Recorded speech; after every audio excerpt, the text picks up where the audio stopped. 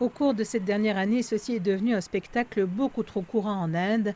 Une ambulance quitte un hôpital dédié à la COVID ou un crématorium et une autre se précipite, submergeant les chauffeurs alors qu'ils transportent les patients et les morts.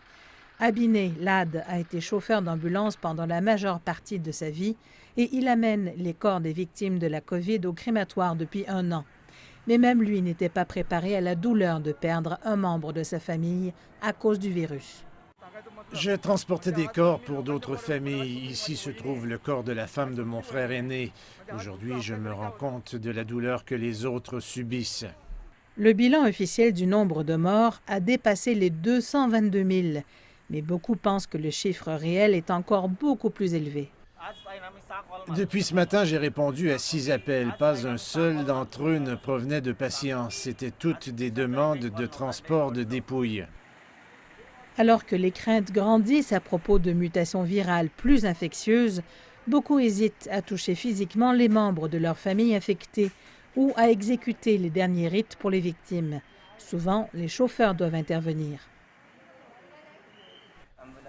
Nous devons faire toutes ces choses. J'ai même porté des patients dans mes bras, ceux qui sont vieux et incapables de monter dans l'ambulance. Les membres de la famille restent à l'écart de peur d'être infectés. Ça rend également les patients plus nerveux. Quand sa propre famille reste à l'écart, les patients paniquent. Même si les conducteurs se rendent compte qu'ils courent également des risques, ils doivent faire leur travail, mais ils craignent pour leur famille.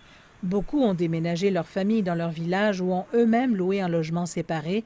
La deuxième vague de l'Inde a été alimentée par le fait que le public a baissé la garde, les gens assistant à des mariages et à d'autres rassemblements sociaux, à des rassemblements politiques et à des événements religieux populaires. Les citoyens ont ignoré les risques. Nous n'écoutons pas le gouvernement. Les gens flânent dans les rues, les autorités leur demandent de rester chez eux, mais malgré tout, personne ne le fait. Un confinement est censé être en place, mais quelqu'un peut-il dire qu'il s'agit d'un confinement? Les gens sont partout. Que peut faire le gouvernement? Mais de nombreux travailleurs médicaux de première ligne et des conducteurs d'ambulances demeurent investis dans leur travail, démontrant une détermination inébranlable à poursuivre le combat.